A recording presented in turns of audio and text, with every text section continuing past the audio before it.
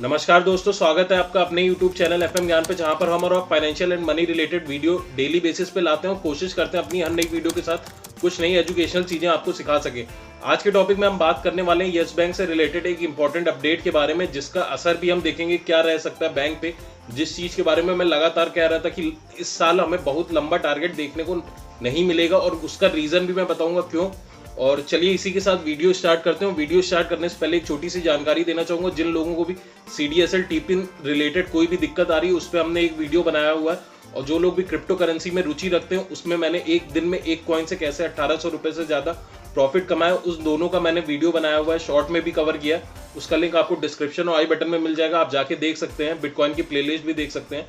तो चलिए इसी के साथ वीडियो को स्टार्ट करते हैं। यहाँ पर तो पहले तो मैं बात करना चाहूंगा, आप मेरी स्क्रीन पे देख सकते हैं जो न्यूज आ रही है निकल के, Yes Bank lowers its financial year 2021 to 2022 growth estimate for India to 8.5%। यानी कि यस बैंक ने लोअर किया है जो अपनी यहाँ पर रेटिंग इन्होंने ली थी 2021 से 22 के बीच में इंडिया के लिए कि 8.5%। अब ये कितने परसेंट से कम किया गया और क्या असर होगा, इसके बारे में भी समझते हैं। अगर ये आर्टिकल आप पढ़ते हैं, यस बैंक ऑन ट्यूसडे यानी कि आज ही के दिन का आर्टिकल है, revise its growth estimate for India for the financial year 2021-22 to 8.5%। और इसका ये जो पहले इन्होंने यहाँ पर प्रिडिक्शन किया था वो लगभग 10.5% का किया था।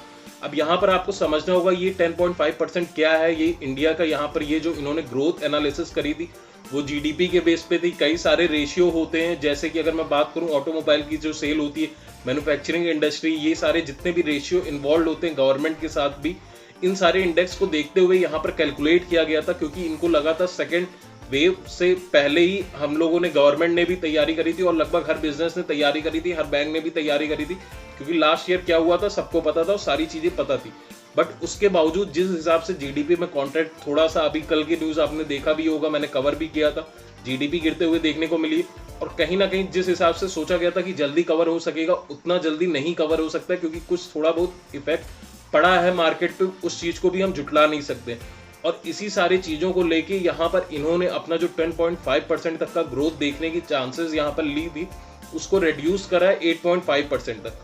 अब यहाँ पर समझना ये होगा आपको कि अगर यहाँ पर सबसे पहली बात ये, अगर इंडिया की ग्रोथ को यहाँ पर कम किया जा रहा है, तो वो कहीं ना कहीं किस बेस पे कम होती है, चाहे GDP हो, चाहे कोई भी रेशियो की अगर हम बात करें, कोई भी इंडेक्स की, तो वो तब होता है जब कहीं ना कहीं अगर कोई भी सेक्टर नहीं परफॉर्म करते हैं, या कहीं ना कहीं ओवरऑल मार्केट पूरी तरह से नहीं परफॉर्म करता है, या परफॉर्म करता है काफी अच्छा, तो उस हिसाब से ये रेट भी बढ़ता है।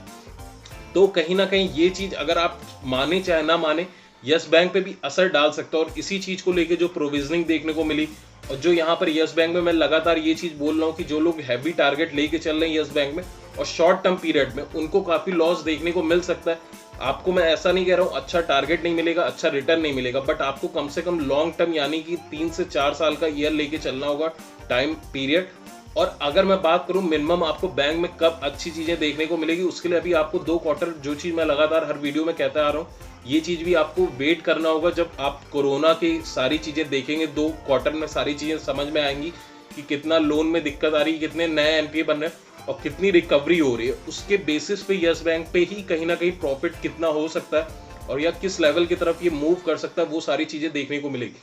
क्योंकि अगर कहीं ना कहीं अगर इंडिया की GDP हो गई या इंडिया का मार्केट का जो रिटर्न है वो सारी चीजें गिर रहा है, तो कहीं ना कहीं बैंक को भी पता है कि कहीं ना कहीं उनके जो बिजनेस है उस पर भी इफेक्ट पड़ेगा। और इसीलिए मैं आप लोग को कह रहा था कि यहाँ पर थोड़ा सा अवेयर होकर हमें इन्वेस्टिंग करनी और सारी चीजों को देखना होगा। अब आज की अगर हम बात करें तो यहाँ पर लगभग 1% का लोअर सर्किट देखने को मिला है यस बैंक में। कई सारी लगातार इधर बीच में पॉजिटिव न्यूज भी आई, इनसाइडर लोगों ने बाइंग भी करी, उसके बावजूद उसी लेवल पे घूम रहा है।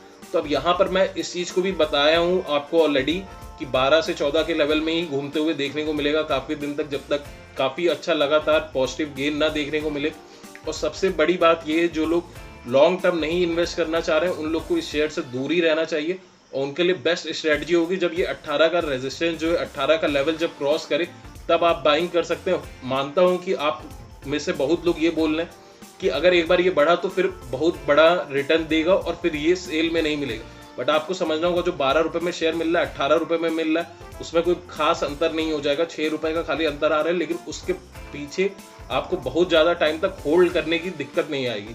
तो ये था एक छोटा सा एनालिसिस। अगर यस बैंक के सारे अपडेट ऐसे ही हम कवर भी करते रहते हैं, जब भी कोई अपडेट आता है तभी हम रियलिटी में कवर करते हैं, डेली वीडियो हम नहीं लाते हैं क्योंकि डेली अपडेट होते भी नहीं है रियलिटी में। तो ऐसे वीडियो देखने के लिए चैनल को सब्सक्राइब कर लें और अगर कोई भी क्वेरी हो तो कमेंट करके जरूर बताइए।